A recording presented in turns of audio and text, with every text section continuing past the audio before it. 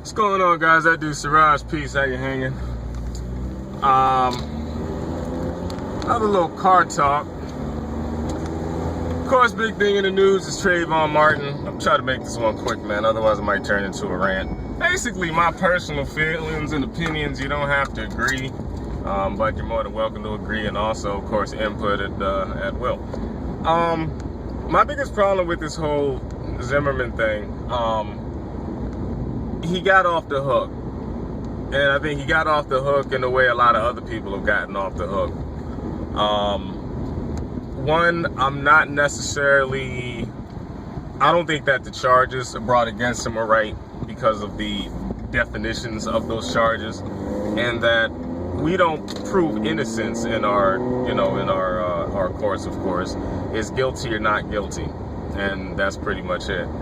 But my biggest thing is that there is a level of responsibility that, as a concealed carry holder, Zimmerman, he failed to meet. He did not meet that level of responsibility. Looking back throughout this whole thing, one thing that kind of stuck in my mind when I was in my CCP class was that you're not a police officer. You're not a police officer. Your duty is to protect yourself, your life limb of yourself, your family or close relatives, well, not even close relatives, but relatives, and innocent people, which I guess pretty much puts everybody else in a big, in a big bucket. But it's to protect innocent lives. And I think in this case, going from the very start of it, he made one wrong decision that spiraled everything else, I think, out of control, which primarily put his own self at risk. And that was when he got out of his truck. There's not a problem, I think, if you see something suspicious that's happening, but when nobody is in immediate danger. I mean, they were the only two people that was out in the neighborhood at all. You know what I mean? Be suspicious, fine. People are going to be suspicious. Who cares? Call it in, have an officer check it out. As long as you're not in danger, remove yourself from the situation or keep an eye on the person from a distance.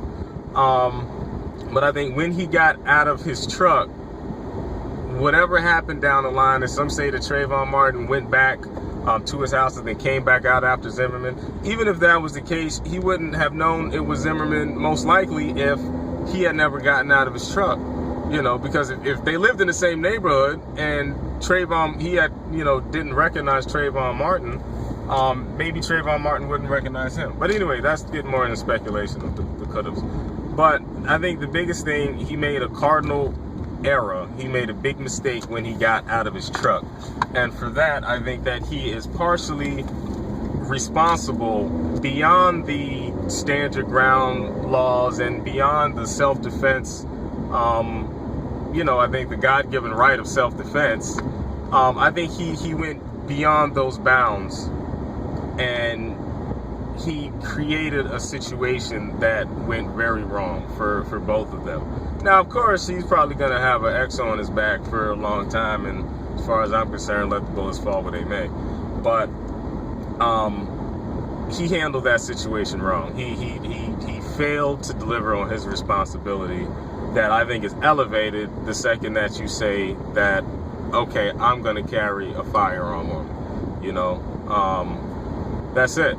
In this my simplest ways of putting it, But and one thing that was also kind of crazy to me, his gym trainer, was saying, oh well, Zimmerman, he never really did real great in gym, and he's not really a fighter, and this and that.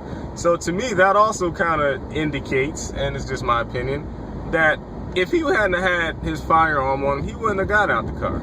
Because he's a short stock. He's stocky, but he's a short guy. You know what I mean? And Trayvon Martin apparently was taller than this guy. And when they actually got into a physical altercation, apparently Trayvon Martin was getting the best of him, supposedly. So it's kind of like, if you didn't feel some type of extra power, you would not put yourself in that situation. And I think that's a big problem that a lot of people need to consider. If you don't have your firearm on you, how would you attack this situation? How would you deal with the situation? Because most likely, that's the same way you should deal with the situation if you had a firearm on you. The firearm is just that last bit of defense, that last resort, that puts you on a level playing ground with somebody that could kill you. But in this case, I think it kind of drove him to take another step and go after the danger, go after the threat, or go after the nuisance in his neighborhood. And that was a cardinal error. So I think he may not deserve life in prison. He may not, he may not deserve 30 years in jail or 20 years, but I don't think he should be walking scot-free. Now, of course, I understand his life is going to be completely different, but, I think it sets a bad tone, especially in the climate of the gun politics and the, concealed carry politics and everything like that. It's just, yeah, I don't know. It just, to me, it just kind of set a bad example. But, I don't know. That's just me personally. I think he was a little bit more responsible for what happened, because you know what? Sometimes, if you don't slap the big guy's not going to notice you. And in this case, I think if Trayvon Martin may not have been provoked to get into a physical altercation, it wouldn't have been a physical altercation. He may have just went home. All right, so sorry about that. I had a little technical difficulty real quick. But I think I was just saying, maybe if Trayvon Martin hadn't been provoked, this wouldn't have turned into a physical altercation. The guy probably just would have went home, enjoyed the Skittles, and had another day of living. But it's just that, to me, that initial rule that was broken, where you got out of your vehicle and you pursued, doesn't matter who, doesn't matter what. The thing was, you were not in danger at that point, and if somebody with a firearm on you, you have to take an extra level of precaution and care to make sure you don't cause a situation to escalate.